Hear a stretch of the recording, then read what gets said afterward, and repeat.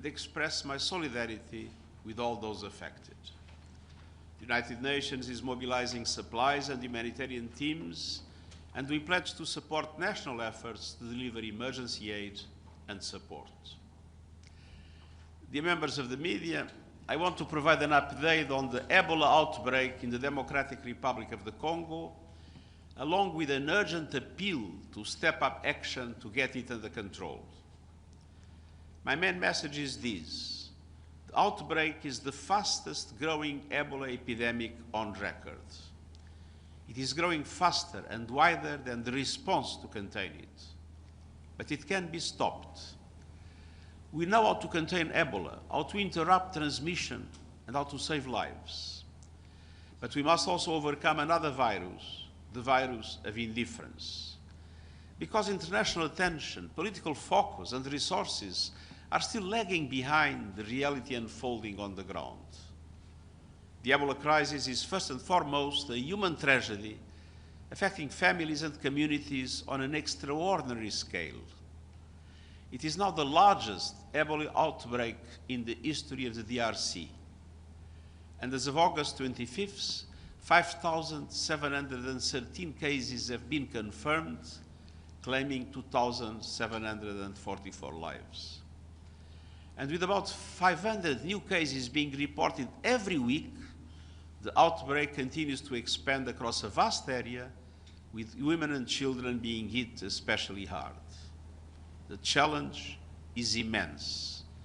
We are facing a public health emergency in one of the world's most fragile settings. For example, 3 decades of conflict in Ituri province alone have displaced 1 million people and severely weakened access to food, healthcare, and other basic services. Across the region, more than 12 million people need humanitarian assistance and protection. And meanwhile, health systems are overstretched, infrastructure is weak, entire communities remain difficult to reach, frontline workers are also operating under perilous conditions. More than 40 health workers have lost their lives in the effort to save others. Health workers have been infected. Treatment centers and ambulances have been attacked. Humanitarian personnel face both the threat of the virus and the threat of violence. They deserve our recognition and support. The government of the DRC is heading the response, with the United Nations, led by the World Health Organization and partners, teaming up to assist. We have appointed a UN senior Ebola coordinator and are aligning behind 5 priorities. First, community engagement is being expanded to build trust and counter fear and misinformation. Second, surveillance systems are being strengthened to identify and isolate cases more rapidly. Third, treatment and care capacity are being increased. Fourth, safe and dignified burial operations are being expanded. And fifth, we are working to stop Ebola from spreading further. The Congo River and busy routes across the region connect millions of people and communities.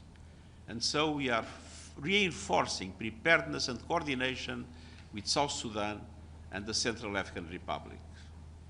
The Africa Centers for Disease Control and Prevention are also playing a critical role, mobilizing expertise and solidarity from across the region. Together with many dedicated partners, these efforts are helping to build an integrated response on the ground.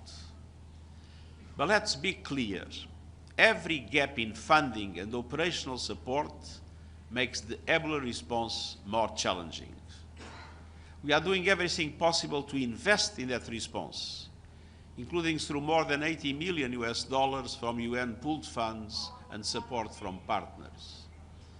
We have put forward a detailed $2.13 billion humanitarian needs and response plan. This is 48% funded, thanks in large measure to a major contribution by the United States. But current resources will last weeks, not months. Without additional funding, vital operations will run out of money just when they need to expand. That is why I am appealing for the remaining $1.1 billion to fully fund the humanitarian response plan, recognizing that even more will be needed in the future. The world still has an opportunity to get ahead of this crisis, but time is not on our side. The Ebola outbreak deserves far greater attention than it is receiving today.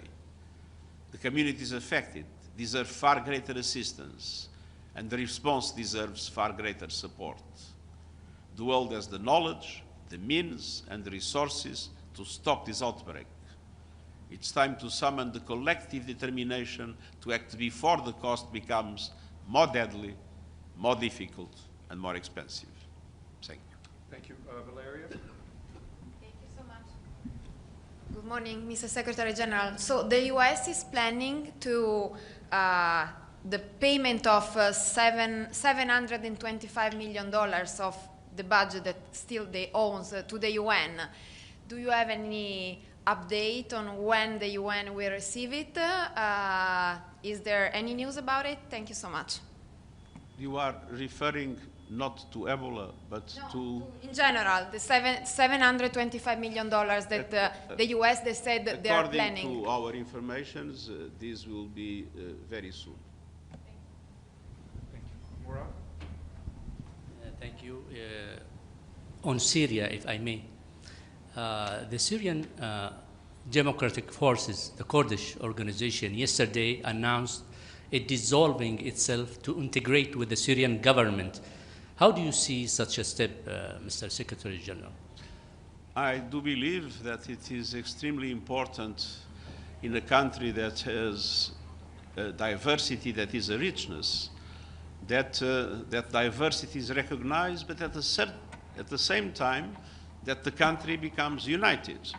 And so we see this development as a very positive development to progressively consolidate the stability, the unity, and the sovereignty of Syria. Thank you very much. So, Secretary, can we have your comment on the climate change and glacier? So, UN agency have been warning, the danger of the flood and the glacier for a long time. So, please.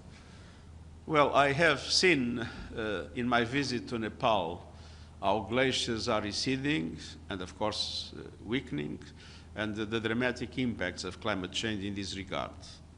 Obviously, in this situation, we have also the possibility of an earthquake, so it's not only a climate change issue, but it is clear that what's happening to glaciers in the Himalayas is extremely, extremely serious and will cause dramatic impacts to the people in the Himalayas, but also, as glaciers, when they will recede, will have dramatic impacts on the valleys of the Indus, the Brahmaputra, the Ganges, and the populations close to the sea in very flat and low areas that might suffer displacement of millions and millions of people. Great. Thank you very much. Thank you.